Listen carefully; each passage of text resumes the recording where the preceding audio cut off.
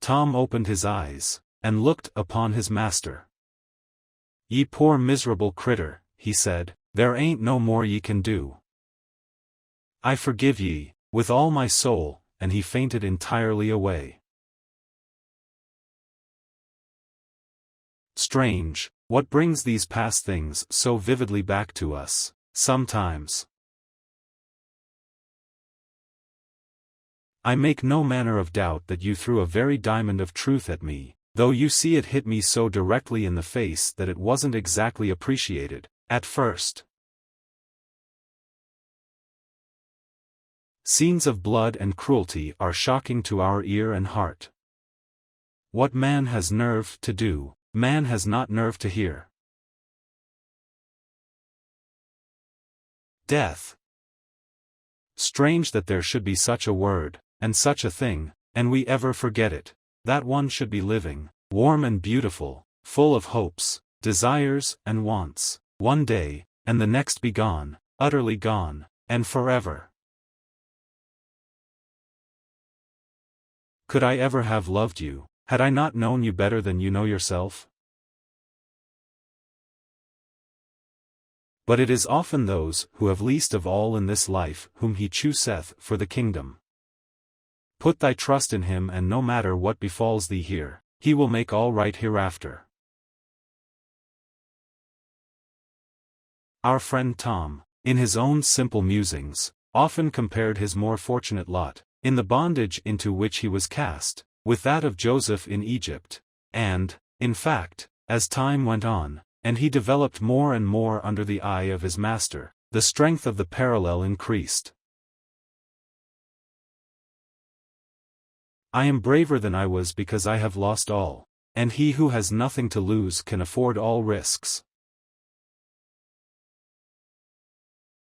4. So inconsistent is human nature, especially in the ideal, that not to undertake a thing at all seems better than to undertake and come short.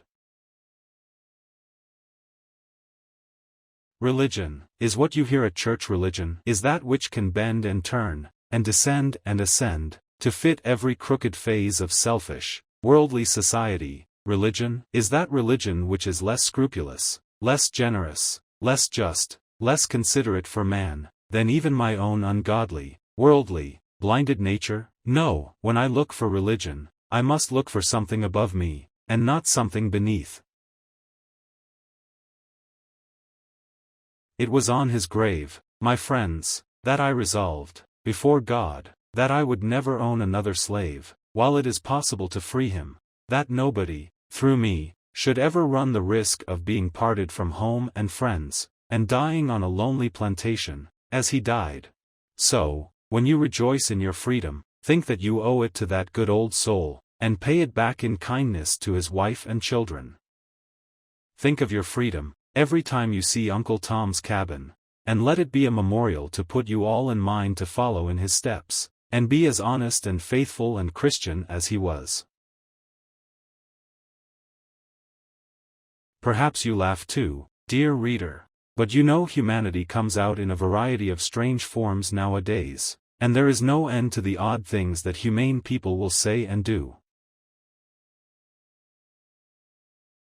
And, perhaps, among us may be found generous spirits, who do not estimate honor and justice by dollars and cents. Talk of the abuses of slavery. Humbug. The thing itself is the essence of all abuse. Oh my Eva, whose little hour on earth did so much good, what account have I to give for my long years? But stronger than all was maternal love, wrought into a paroxysm of frenzy by the near approach of a fearful danger. Her boy was old enough to have walked by her side, and, in an indifferent case, she would only have led him by the hand. But now the bare thought of putting him out of her arms made her shudder, and she strained him to her bosom with a convulsive grasp, as she went rapidly forward. Witness, eternal God. Oh, witness that, from this hour, I will do what one man can to drive out this curse of slavery from my land. Some jokes are less agreeable than others. The longest way must have its close. The gloomiest night will wear on to a morning. The heart has no tears to give, it drops only blood, bleeding itself away in silence. There are in this world blessed souls, whose sorrows all spring up into joys for others, whose earthly hopes, laid in the grave with many tears, are the seed from which spring healing flowers and balm for the desolate and the distressed. Of course, in a novel, people's hearts break, and they die, and that is the end of it, and in a story this is very convenient. But in real life we do not die when all that makes life bright dies to us. There is a most busy and important round of eating, drinking, dressing, walking, visiting, buying, selling, talking, reading, and all that makes up what is commonly called living, yet to be gone through. For how imperiously, how coolly, in disregard of all one's feelings, does the hard, cold, uninteresting course of daily realities move on.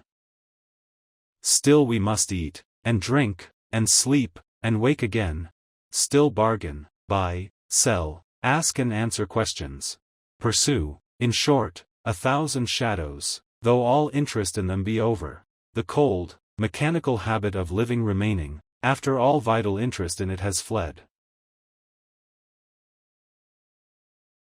Any mind that is capable of a real sorrow is capable of good. Perhaps it is impossible for a person who does no good not to do harm. Treat them like dogs, and you'll have dogs' works and dogs' actions. Treat them like men, and you'll have men's works. Congratulations on listening to these powerful quotes. Subscribe to our channel for access to all our transformational videos. One of the strongest ways to bring about the life that you want is by writing down your affirmations. Take a moment to post your affirmations in the comments below. Then comment on at least 2 other people's affirmations and impressions. Give hope and encouragement to others as we become one people.